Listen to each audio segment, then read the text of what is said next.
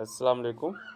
Nuclear fusion fuse होना यानी कि जुड़ के एक बन जाना, आप समझ सकते हैं।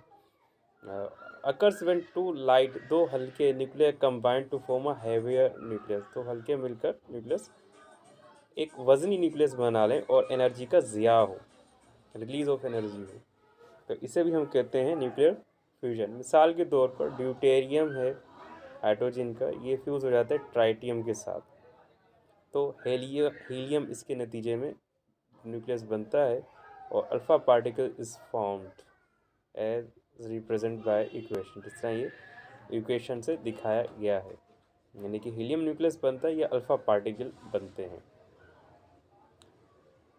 ड्यूटेरियम और ट्राइटियम और हीलियम और न्यूट्रॉन प्रोटॉन एक और एनर्जी का एक राज, और ये एक इल्यूजन भी इन्होंने दिखाई है कि ड्यूटेरियम और ट्राइटियम बन गया, एनर्जी रिलीज़ हो गई।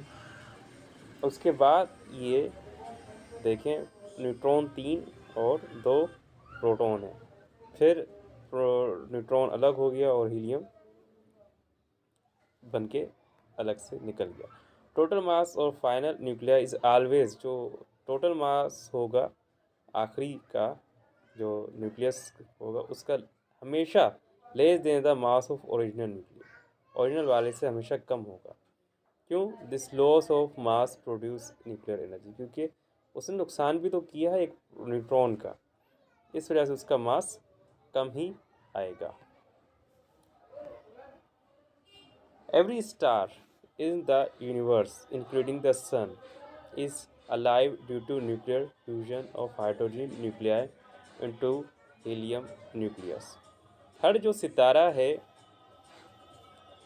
कायनात का, उसमें हमारा सूरज भी शामिल है, ये इसलिए बरकरार है क्योंकि इसमें न्यूक्लियर फ्यूजन होती रहती है हाइड्रोजन न्यूक्लियाई की इनटू हीलियम की। हाइड्रोजन टूट के हीलियम में तब्दील होता रहता है।